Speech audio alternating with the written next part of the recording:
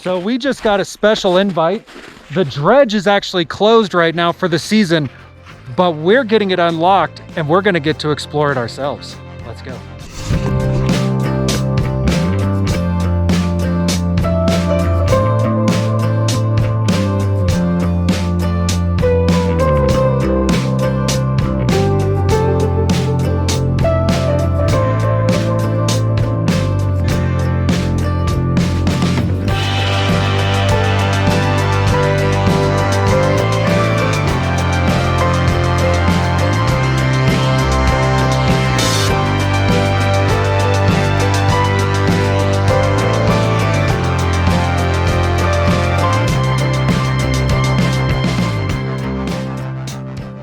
So welcome to dredge number 3 here in Sumter, Oregon. So we are gonna explore around a little bit. Normally this is actually closed because it's not open, it's, you know, not May. But we have just gotten exclusive permission to go explore the dredge. All by ourselves. Let's go. Look at these buckets, guys. Oh, and they're in such good shape too, all the buckets. All right, everybody say hi to Tim. Tim has Clanktronics. You can find him on YouTube. So here's the main bucket line going up. You can actually see right here, we can see the grizzly bars that kept the large rocks from getting into it. So without further ado, let's go into the dredge. So this is the maintenance room of the dredge. All the workstations. You can see down below, we've got all the winches. I'll show those again in a minute. Oh, there are the sluice runs. Let's look at the sluice runs. So guys, these are the sluice boxes coming out of the main trommel right here of the dredge. And inside of this long box is the trommel. And all the gold and material would go through here. I would love to scrape the dirt that's inside of there. And it would go through here and then down through these sluice boxes and then down the main runs out the back of the dredge. And these are on both sides. There are sluice boxes on both sides of the dredge. We're gonna work our way around here. We're looking down on the sluice boxes right now. These, oh my goodness, guys. It's actually really sad to see these sluice boxes in this condition. I would love to see these restored. And I can still see the lines from the original matting and riffles that would have been in here. So we're gonna work around on this side. We're gonna go up there in a second. So we're gonna work our way around here. This was a fire to keep them warm during the wintertime. And here's actually looking up the trommel. So this thing is an absolute beast of a trommel. And if we come down here, we can see up inside, you can see the big spray bars in there, absolutely giant spray bars. And then it would go through the screening, which from here it looks like it's I want to say 3/4 of an inch, half inch. Half inch. Those are half-inch holes in the trommel. And like I said, it didn't just go on one side. There were sluice boxes on this side as well. So on both sides of the trommel, which you can see through that hole right there, you can see it. All the gold and concentrates would come down and go through these what are called the runs, which are sluice boxes, and then those would dump into the even larger sluice boxes down here, which would then go out the back of the dredge right back there. You can see the stacker from back here, and they restored the stacker somewhat. They put a new cover on it, and there would be a conveyor belt inside for moving all of the waste rock, which is where those tailings came from. Now the ranger told me that this is actually ran over these rocks twice. So they dredged all this area, and then when they got better at what they were doing, they ran the dredge over it again. Look at the size of this bull wheel, guys. Holy cow. That thing's a good 12 feet in diameter. Can you imagine them hauling that up here? And it's in pieces too. So you have the inner star ring, and then you have the outer ring itself. So that's pretty incredible for people to have brought that up here using most likely mules at the time. They could have had some vehicles, but this was built a very long time ago. Now the craziest thing is if you gave us 3 months, we could probably have this thing running again. Tony Beats would eat his heart out. Look at this belt. Holy cow. That's a giant belt. Holy cow. Look at the length of that thing. Tim, you down there? My buddy Tim is doing a live stream down below.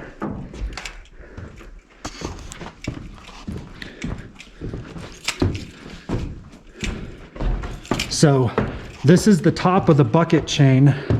Oh, yeah.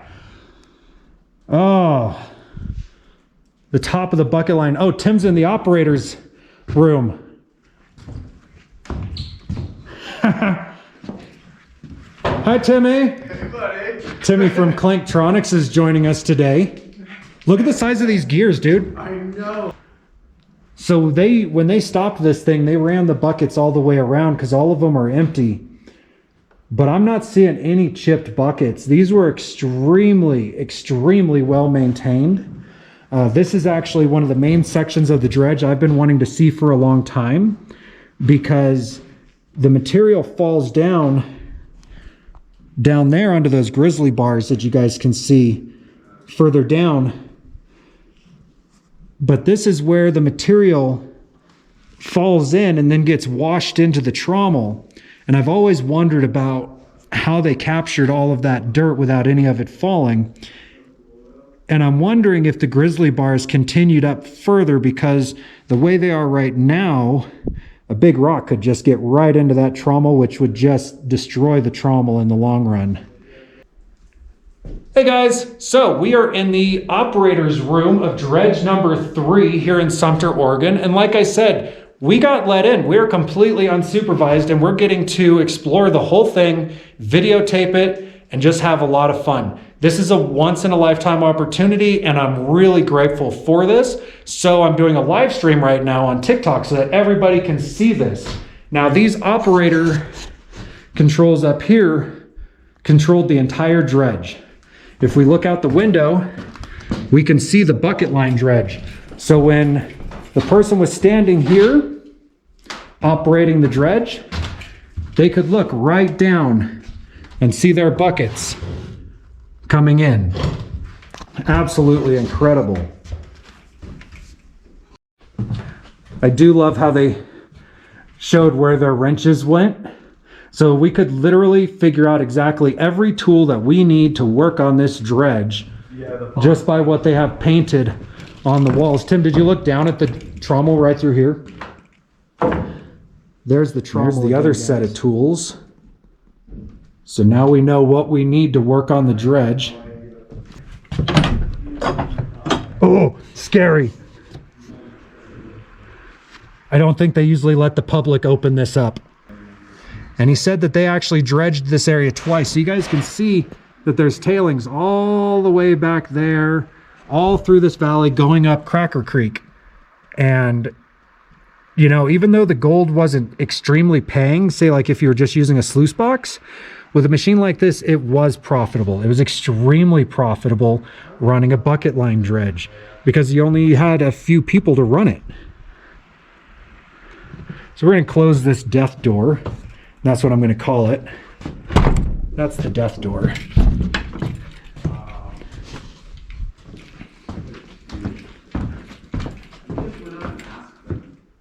And we're going to go down. Let's work our way down. I want to see part of the stacker.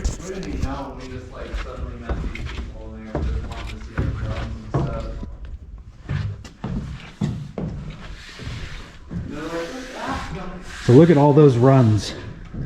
Those are all the runs. Those runs have had, oh, there's some of the old slats. See those wood slats at the end? Right there, sitting with a rock on it? That's what they put in the sluice boxes down here. So there would be middle runs going across here to the side runs that go out the back, but those were the type of riffles that they used. Just simple wood riffles that were then hammered in using these little slanted pieces of metal on the side. They could hold it down using a block of wood. So when that trommel was getting all that rocks cleaned, most of the gold would fall out up here, come down, and then run.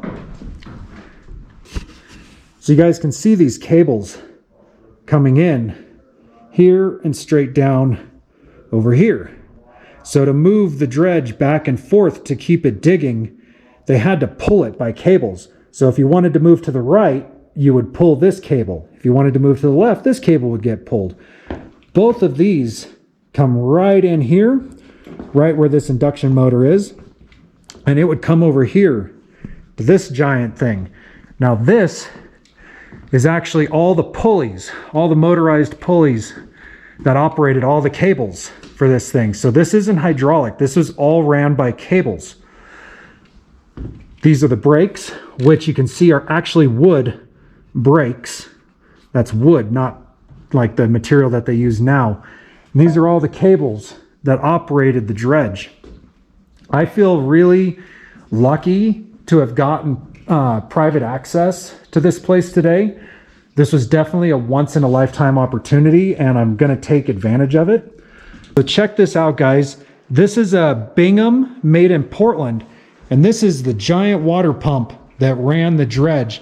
And there is another one right over there. And holy crap, that's a 12-inch line in going down to around, I'd say 6 inches. And then that one is a big water line. They obviously had a split. So that's a low pressure water line. But that's incredible. We're on the other side now, and you guys can see some of the other winches. And there's the big giant belt that we saw from up above. Absolutely incredible. Oh, I love the old oiling can. Do you see that oil can, Tim? Yeah, it's amazing. A grease can. This is just absolutely huge. I mean, we're in just like an absolute floating building. Oh, here's the shitter. I was wondering where it was. Oh, I gotta pee so bad. Oh, it's the pooper. And look, there's a little pooper plate for sliding it out. Oh, that's hilarious. That's funny. So this outhouse had a name, and it was called the Quick Freeze Department. And I'm guessing because it was surrounded by steel, and they ran this thing year round in the snow, the sleet, the hot sun. Oh man. Check out this view me and Tim have. Yeah. This is pretty incredible to have access up above. Nobody gets to come up here, and we've got full access, and we can see the bucket dredge as the operators saw it. This is the operator's room right here. You can see the little operators sitting in there. This is actually really sturdy. I'm gonna stop at this unsturdy looking part, but Yeah, well, I think I'm good. yeah, I think that's as far as I ever want to go out. All right, So this is the operator's room. He would come up his stairs right here, which we're going to go down, enter into his office, and oh bam, we can now control the dredge. I wonder what's in here. Are the keys to start the dredge? Nope. Ah, nuts. All right, so this is the stacker. Wow, that's really sketch. Okay, that's why this is in the no public area. So we can actually see up the stacker, and the conveyor belt would have ran up that and gone right down there to the end of the trommel. Absolutely incredible.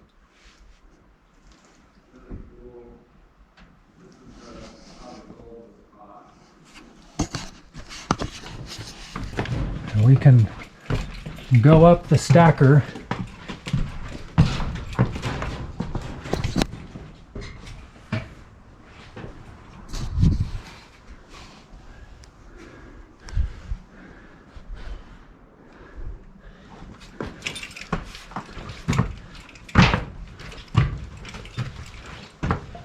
So this would need a whole new belt if we got this running again.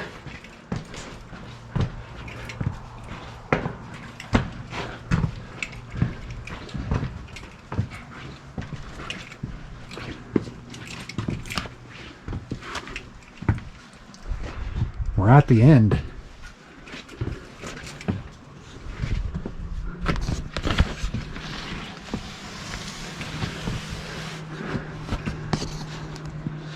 Holy cow.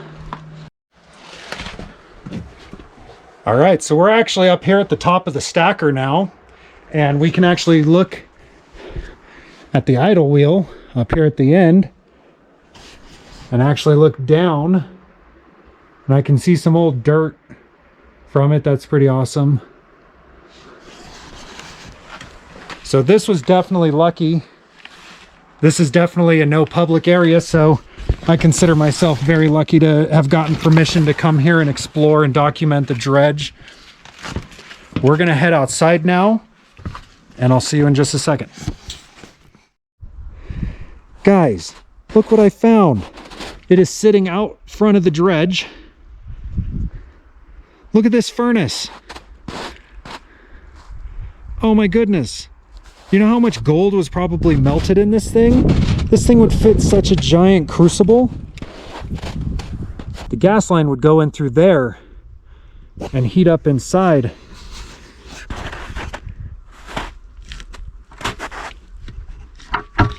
Oh, it's completely rusted. But we can kind of look in there and see. That's so cool. I'm gonna get my GoPro. And then we have collars.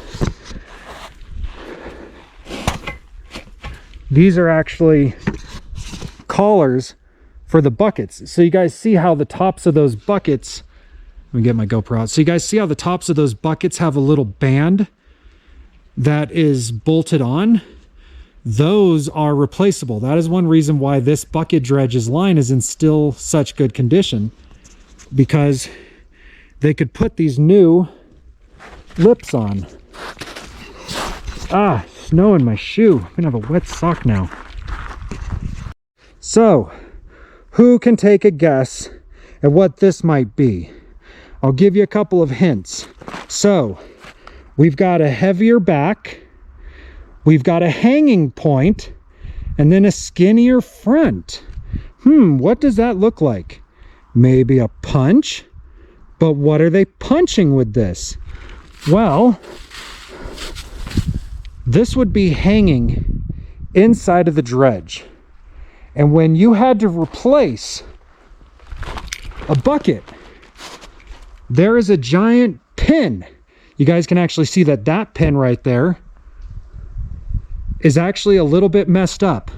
So they would use the crane to pick up some of the buckets, okay, making a slack point, and then they would have that hanging, and it would swing and hit that bolt, and it would hit that bolt just hard enough to where it would slide out, and they could then replace the bucket and put the two pins back in. So that's really cool to see that out here. It's a nice little piece of history. This is actually one of those pins. So this pin, you can see how it's got this long shape here on this side. We'll go around on this side of the dredge. I'll try not to get more snow in my shoes. Ah, snow in my shoes. You guys can see that the pin is held in place by that square side. Oh my gosh, guys, that was so much fun. This allowed me to answer so many questions that I've had through the last few years on how these dredges ran.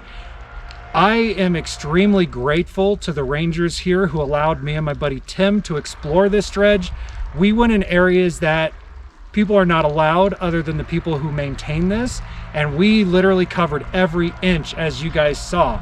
So if you guys have any questions about this dredge, leave a question down below. I'll make sure to answer it. If you liked this video, give it a like, subscribe down below, hit that notification bell because we have more videos coming out up here in Northeast Oregon. So until next time, guys, bye.